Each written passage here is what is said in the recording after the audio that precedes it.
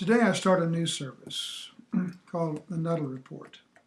The purpose of this report is to generate discussion about principles that bind us, not just policy that divides us.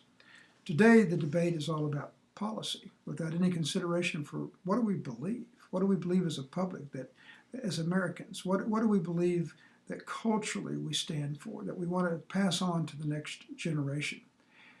We should determine principles. Once principles are determined, establish priorities. And once we've established priorities, design government policy to implement those policies. Today we just start with policy, as if there's no priorities necessary, or that doesn't matter what anybody else thinks as long as we get our way. My first report is a summation of the elections and what it really meant, and how deep and penetrating this feeling of the American people is and what they want from their government.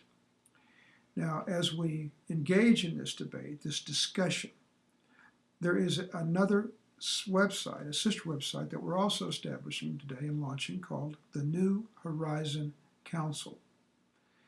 On this site, will be open for discussion about anybody's opinions. And discussion about what I say or I said in trying to set in motion the debate about principles. Picture yourself at the Constitutional Convention and you're walking in the doors for the first time.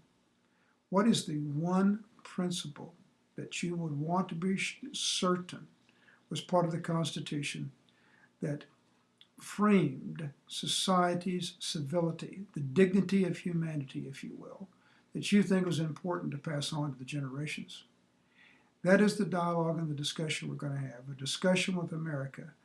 What unites us, not divides us? How do we get to these problems together as citizens of the United States? And how do we set an example for the world to follow, to support each other here and around the world on a society that can engage any other society in civility for the prosperity and future of the generations?